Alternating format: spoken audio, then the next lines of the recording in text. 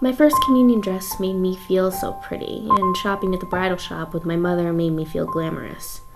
I remember spinning in front of all the mirrors in the sequined bridal dress and the small bridal veil that we would end up buying, saying, "Look, Mom."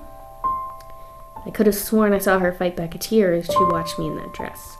And looking back, I realized that we made a huge show of the event because at the time my mother knew she would never see my wedding day. She would never help me decide if my wedding dress should be cream or eggshell. My mother was always a woman who loved her family more than anything. She fought a battle with breast cancer for 4.5 years before losing that battle in 2004. Morgan, look at Mommy. Hi, Barry. Hi, Mommy. Hi, I didn't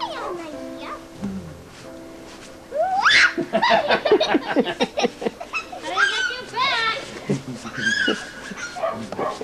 I'm gonna get you.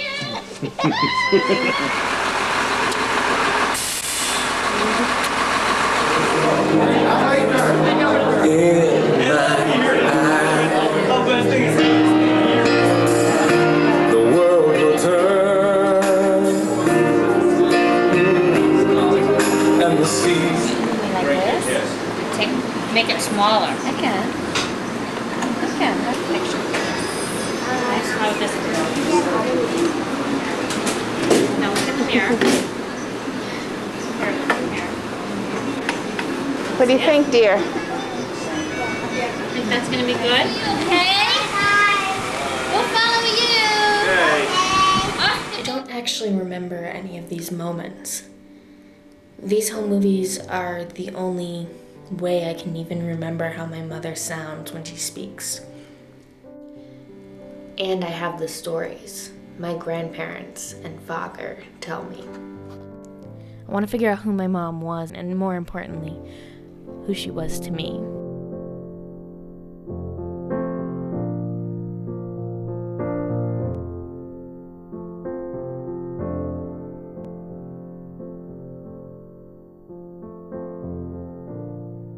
But I'm sure she saw herself in Mooney too. She saw herself In Mooney, in Morgan. Yeah, I do that all the time. we hope to. All of a sudden, it's the end of the party. I don't think I had a, yeah, there it is. You wet your pants. We had I didn't wet my pants. I wasn't born in 1967. this right here. That's not me. Oh, yes, it is. Oh, That that's is you. not I'm sorry. me. Sorry, you're right. It's your mother. I'm sorry. And there's you and Debbie. That's not me. I'm not married. Oh, God. The wedding consisted of the two girls, and Tony had two best men and two ushers. So you're saying I'm more like Mom and Colin's more like Dad in Oh, image. absolutely, absolutely. Yeah. Not in image, just in actions as well. Yeah. Personality. Is my connection to my mother more than just looks? Is it possible that I could have breast cancer? My name is Elizabeth, and this is my mother, Audrey. I'm Mary Lee, and this is my mom, Tracy. My name is Heather, and this is my mother, Karen. I'm Morgan Wisniewski. My mother, Monique, died of breast cancer on October 25th, 2004. She lived with breast cancer for 4.5 years. Mammograms save lives. Get yours today.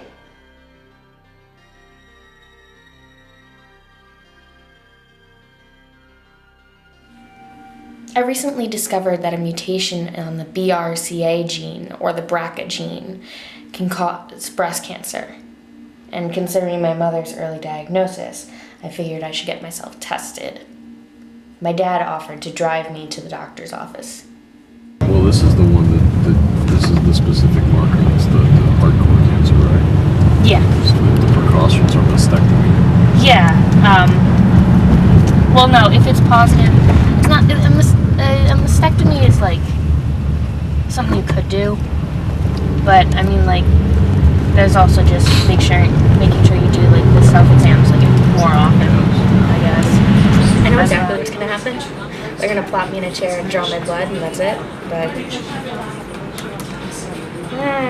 my hands start to shake, so I don't like needles.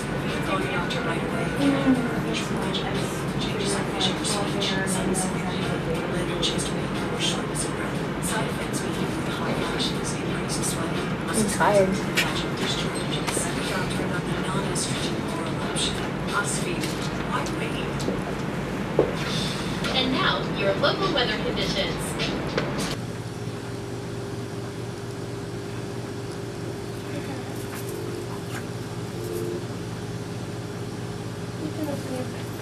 Your mother made a very distinct statement at the very beginning of the cancer that everything was supposed to be normal. There was nothing that was not going to be normal. So going to get chemo became normal. Mm-hmm. Mom losing her hair was normal. Mom having a day where she needed to go to bed early because she couldn't handle the chemo was normal. You weren't told anything for the first 3.5 years.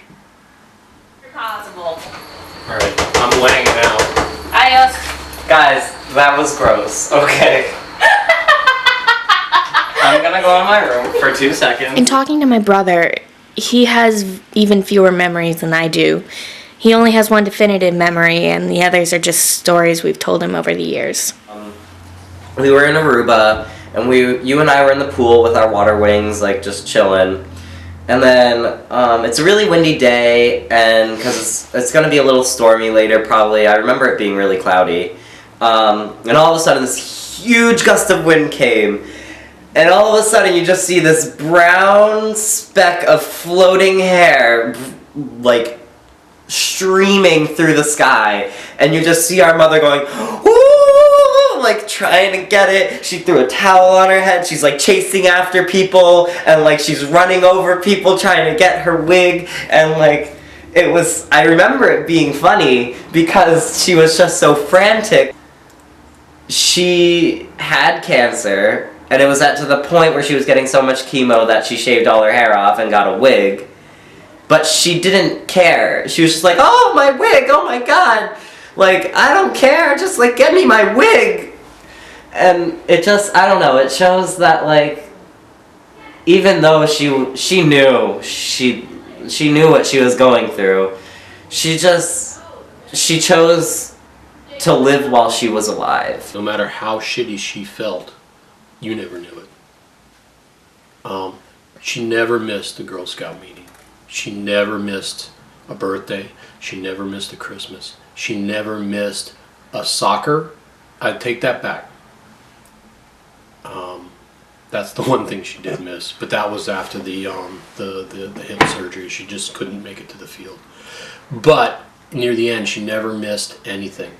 You got to remember, we went on a driving trip 2 months, 2 months, less than 2 months before she died. We went to Hilton Head. She was a part of everything. We wheeled her into the restaurants. We wheeled her back out. We wheeled her to the ocean. You never knew. You never knew that anything was anything but ordinary, but normal. My last memory is I kissed her goodnight, and I said, "Goodnight, Mom." And she said, "Goodnight, sweetheart. I love you. I'll see you in the morning."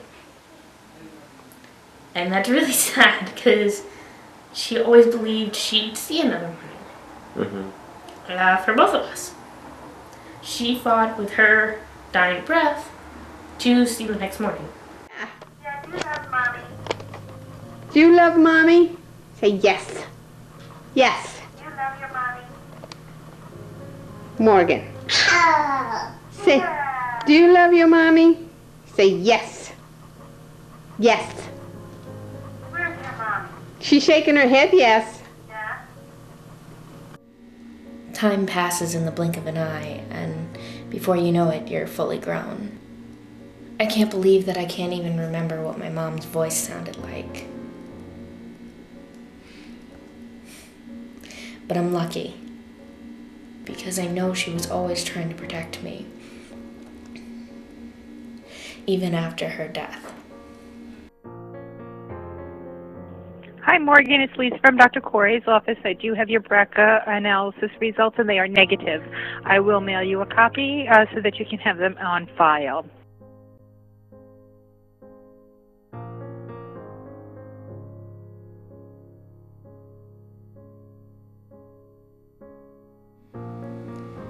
It's taken me 10 years, but I think I've finally come to accept my mother's death and accept that these things happen. But just because someone's gone doesn't mean you ever stop loving them.